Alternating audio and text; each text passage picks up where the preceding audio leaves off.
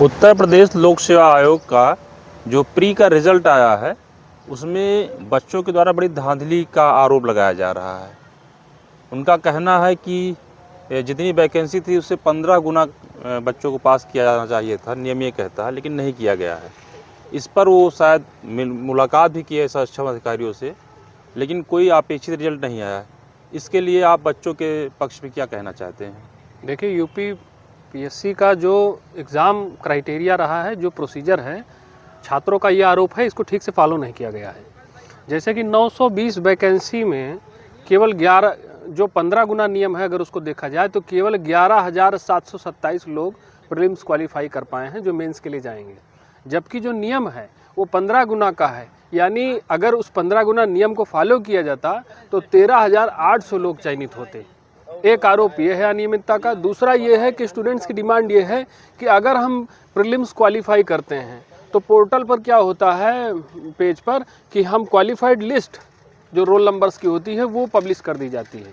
तो स्टूडेंट्स ये भी चाहते हैं, कैंडिडेट्स की ये डिमांड है कि हमारी जो OMR सीट होती है जो हम एग्ज़ाम में फिल करते हैं उसकी कार्बन कापी हम घर ले जाते हैं, उस OMR सीट को आप वहाँ साइट पे लोड कर दीजिए, अपलोड कर दीजिए, तो स्टूडेंट्स मैच कर लेंगे और इससे ट्रांसपेरेंसी बढ़ेगी। उनको पता चलेगा कि हाँ, मेरे कितने क्वेश्चन सही थे, कितने क्वेश्चन गलत थे।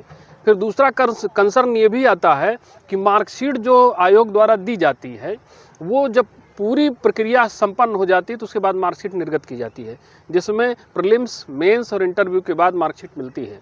छात्रों का ये कहना है, अभ्यर्थियों का, कि अगर मैंने प्रीलिम्स क्वालिफाई किया और प्रीलिम्स में कोई अनियमितता मेरे साथ हुई है, कोई धांधली हुई है, तो अगर टाइमली मुझे OMR सीट मेरी मिल जाती है, मार्कशीट सामने आ जाती है, तो उससे ट्रांसपेरेंसी बढ़ेगी और मैं समय रहते कोर्ट जा सकता हूं अपने अधिकारियों की रक्षा के लिए। एक कंसर्न ये भी है। तो छात्रों में इस बात को लेकर के व्यापक रोष है कि हमें टाइमली मार्कशीट मिले, 15 गुना नियम का जो है फॉलो किया जाए, उसको कंप्लायंस किया जाए। और अगर ऐसा नहीं होता है तो इलाहाबाद में जो अभ्यर्थी रहे हैं वो जाकर के डिप्टी सेक्रेटरी से मिले हैं आयोग के, और आयोग के सेक्रेटरी की जो बातचीत हम लोगों ने सुनी है वो संतोषजनक नहीं है। वो तो छात्रों अभ्यर्थियों से ये कह रहे हैं कि ठीक है, ये तरीका हमारा, ये व्यवस्था है, आपको नहीं समझ आता तो आप कोर्ट जाइए। कितना गलत स्टेटमेंट है ये।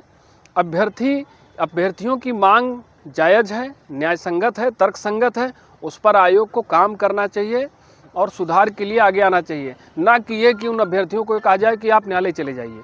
न्यायालय वो जाएंगे तो पढ़ाई लिखाई कब करेंगे, अपना करियर कब बनाएंगे? न्यायालय की स्थिति क्या है?